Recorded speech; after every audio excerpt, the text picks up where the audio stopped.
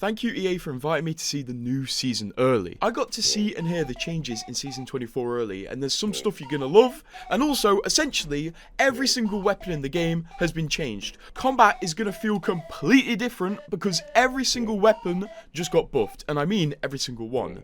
But first, let's look at the legend changes in season 24. Starting off with Ash, because she got the most major changes as she got a new ability. First of all, Respawn have changed her arc snare and also ult to be more effective and reliable. The ult can be deployed further and faster, and it also has better endpoint placement, meaning that little arrow is going to be a lot more consistent and a lot less annoying. Also, the tether now snares from its location instead of from the enemy, which is going to make snags a lot more easy to get. For Ash's passive, her data knife deathbox ability has gone. It's been removed. She doesn't use her data knife anymore. Instead, she now has a dash ability, which is omnidirectional, meaning she can dash in any direction, be it sideways, be it backwards, be it forwards. This ability is going to have one charge, which is going to recharge every few seconds, but the developers did say with her new perks, she will have a perk allowing 2 dashes, and also a perk allowing 2 ult charges. This dash is going to be absolutely huge for the game. I've been saying for a long time we need a dash ability, kind of like Valorant, and it seems we're going to get it. Along with improvements to her ult, Ash might be a very good offensive character now.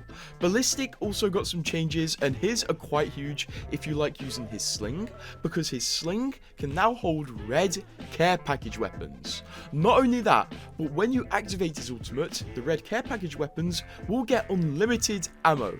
This is absolutely huge and has been requested since he came out. Also, his sling and dual tack perks have been integrated into his base kit. And to replace those perks, Respawn added a perk that doubles the amount of whistlers he gets, essentially taking it from 2 to 4, which will give him 4 whistlers, which is insane. And also, he has received an overall buff where his Tempest speed boost also applies to his team. Now, these are the 2 legends in the Assault class that have seen the biggest changes, but also the Assault class on a whole has seen big changes as well, with new perks for the Assault class, and these sound very powerful.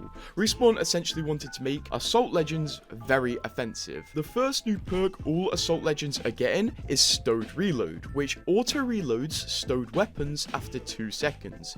It's essentially what the gold mag does, but automatically applied to every single weapon you have. This is going to be absolutely huge to keep you in action. Respawn are also adding a new perk to Assault called Combat Reserve, which rolls the current Assault perks into one, and also gives 2 extra grenade slots in Assault Legends inventory, completely independent of the rest of their backpack. So essentially, to my understanding, this will mean their backpack will look like this, and then somewhere else in their inventory they will have 2 slots completely dedicated to grenades. Assault Legends obviously will still be able to access red supply bins and stuff like that. They still keep their old perks, but they get some added benefits. The biggest new perk they're going to be getting though is Battle Surge. Essentially, this activates every time you crack an enemy, and it gives you a Battle Surge boost, which gives you fast reload, a temporary speed boost, and highlights the enemy who just got cracked for the whole team for a slight duration. This is just basically going to make every Assault Legend viable regardless of if they got a buff individually this season or not, and is going to bring them to the same level as support legends. And because of this, you may think Apex is becoming a very ability based game, but wait till you hear what they've done with all of the weapons. But first, let's move on to the BR changes, because the BR mode and just maps on a whole are getting a very big change. Basically, a mini loadout system called Arsenals. Arsenals are stations put around the map which allow players to choose what loadouts they want to use. When you're skydiving, you will be able to see arsenals from the sky, and you'll be able to choose which ones you want to drop on, and essentially arsenals will contain every single weapon from a certain ammo class and will allow you to pick any weapon from that ammo class up, and also upgrade it to have some attachments on it, essentially allowing you to get a mid-kitted weapon very early in the game. And you can pick and choose what type of arsenal you want to land on from the dropship. You may see over there's a heavy ammo station, so you know it will have a flatline, a rampage and stuff like that, but you want an R301, so you look out for a light ammo arsenal. Land on that, pick up an R301, upgrade it, and you'll have an R301 with perhaps a stock and a sight now. It's essentially a mini loadout system, and probably the closest we'll get to the COD loadout loadout system in Apex. It basically takes a lot of RNG from the game and makes it a lot more fair, so you're not going to have those moments where you don't land on a gun. Respawn wants players to use the guns they want to and enjoy the guns they want to, and these arsenal stations being all over the map allows players to quickly adapt to any fight they're in. So if you know you're about to get in a close range fight and you're walking past a shotgun station, it might be worth picking up a Mastiff and then upgrading it. And before we get onto the change that's going to change every gun in the game, we're also going to be getting 3 new weapon variants this season, kind of like the Rift Relic, but a lot less annoying. These weapon variants are going to be active for the first 3 weeks of the season, and they drop into pub matches through special care packages. These are Rampart care packages, and they contain 3 weapons, and all 3 of them take the appearance of the new R301 Mythic skin. But first, this is what the 3 weapons are, and all 3 of them are present in the same care package, so you can kit your team with them. The first one's called Vermilion, which increases critical hit damage and triggers thermite on knocked enemies. The next one is Hornet, which gives you faster movement and reload speed, tactical charge on shield break, and ultimate charge on knock. And the third one is called Limelight, which replenishes your squad's health and shields whenever you do damage. These will be active for the first 3 weeks of the season, and as you may have noticed from the screenshot, are using the new Mythic R301 skin, which is definitely something. The skin's appearance is inspired by Wraith. It has new reload animations, knock effects, and sounds. From my understanding, knock effects are going to be similar to kill effects from Valorant. Essentially, anytime you knock an enemy, it will give off some sort of particle effect or like explosion or something, I'm not too sure. And the knock effects can be applied to any one of your R301 skins, so once you get it, it can be applied anywhere. It seems like Mythic weapon skins are inspired by Call of Duty Mastercrafts. Essentially, they give the gun a load of different sounds, a new appearance, and also new animations. I'm excited for new reload animations, but honestly, I'm going to need to investigate this more. It does seem like the Mythic weapon skin is also going to come with Mythic grenade skins, so when you get the Mythic weapon skin, it will come with Mythic grenade skins as well, you know, that should clear up a lot. Before we talk about the event that this is going to come in, let's go to the meta changes that I've been teasing, because this season is going to make Apex a lot faster paced, because it's completely demolishing the time to kill the game has. If you're not aware, the time to kill is the time to kill, how long it takes you to kill someone, and in Season 24, Respawn are making many changes to make the time to kill way faster. First of all, they're buffing every single weapon. Every single weapon is going to see a damage increase, like everything, from the R301 to the Sentinel. As well as this, Respawn are changing the headshot multiplier on every single gun, because headshots are changing as well. You see these things right here? Helmets? They're getting removed. Helmets aren't going to exist anymore. No matter what level of armor you have, you are going to take headshot damage all the same, which means Kraber headshots are going to come back, and headshots are going to be incredibly consistent, because no matter what point in the game you are, no matter what your enemy is wearing, headshots are always going to do the same amount of damage. The only helmet that is going to exist in game is the red helmet, which is only going to be available late game in care packages or mythic bins. But there's one weird thing, this helmet isn't actually going to change how much headshot damage you take, but instead it's going to unlock the red tier of armor. As in Season 24, purple armor is going to be the max level you can evo to. You can no longer evo to red armor. Now the only way to get red armor is get lucky and find a red helmet, which will grant you the red armor level. So now, no matter how much damage you do, no matter how many evo harvesters you use, you will always be on purple armor as a max, which is a big change. These weapon changes and armor changes are going to make the time to kill so fast, and you're going to have to think a lot more cautiously when approaching fights. But as an added benefit, this is going to make fights a lot quicker and reduce the chances of third parties. This should massively clear up the flow of the game. Combined with some other changes that Respawn could implement over the next few seasons, this could make Apex feel completely different and make it very fast paced. These aren't the only meta changes I'm aware of. Also, developers mentioned they are going to put the laser sight on the car, so the car is now going to take that, and also support will apparently be seeing a nerf.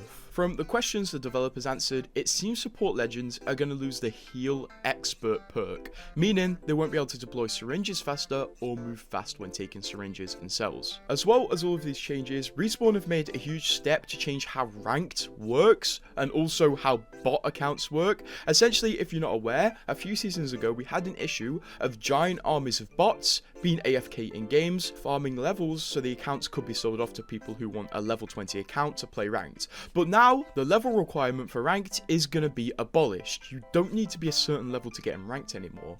Instead, there's going to be a new system called Road to Ranked, which is essentially a big set of challenges a player needs to complete before having ranked unlocked. This is going to ensure the player knows how the game flows, they're not a noob, and at least they have some level of understanding in the game. It's essentially an extended tutorial of Apex to make players more familiar with how the game works and make them not total idiots when they get into ranked. Not only will this make Apex more interactive, but also have that added benefit of completely removing these bot armies from the game, as farming levels is completely useless.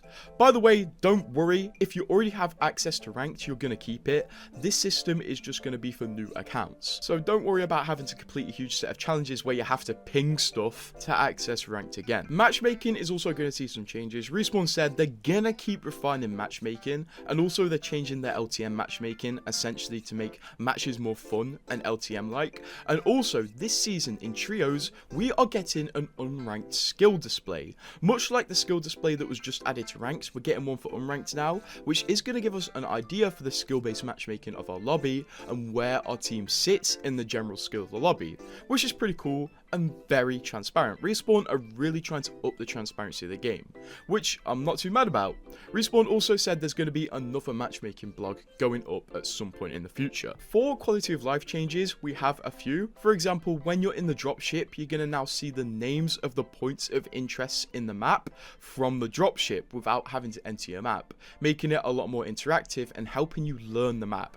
It's basically going to be a similar system to Warzone. Also, the end of match summary is going to be more transparent, and it's going to show your progress in many fronts, like your progress in weapon mastery and also the battle pass. The UI is seemingly going to take a bit of an overhaul this season, with a new way of tracking challenges, which basically puts all your challenges in one place, making it easier to manage. And also, account level progression is now more visible and transparent. It seems Respawn are going to add a little menu where you can see what level you are and when you're next going to get your level up rewards and what level you're going to be in the future. As well as this, weapon mastery trials have been simplified, so they're no longer silly challenges like do a 360 no scope. It seems they're actually going to reflect your mastery of the weapon, like getting a certain amount of kills or damage, instead of silly challenges. Weapon mastery is really trying to look for consistency apparently now. Also, all trials are unlocked by default, so you don't have to hit a certain level requirement to see your trials anymore. Moving on to the events though, because you may be wondering why this season is called Takeover, and it's because apparently there's going to be like a community creator takeover of the game, where quote unquote creator commissioners will take the spotlight and bring unique challenges they've created to the game. From what Respawn said, players will be able to unlock rewards in 2-week creator challenges, both solo and as a community. In week 1, they can band together to complete a community challenge and determine how many Apex packs, up to 20, players can earn in week 2. And then in week 2, they can complete individual challenges to unlock a creator selected legendary weapon skin and the Apex pack rewards set in week 1. Essentially, it's going to be very, very interactive, kind of like the stuff GTA does. Also, Respawn said there will be an anniversary event running which will give away the mythic R301, but it's a milestone event with 36 items. But players will be able to try it out for free in the Rampart care packages at least. Unfortunately, Arenas isn't coming back this season, it seems, despite rumours, which really sucks and makes me confused to why the trailer kind of hinted at Arenas. Also, we get no legends and no map changes, but the foundations Respawn are laying are really good. I'm a big fan of this.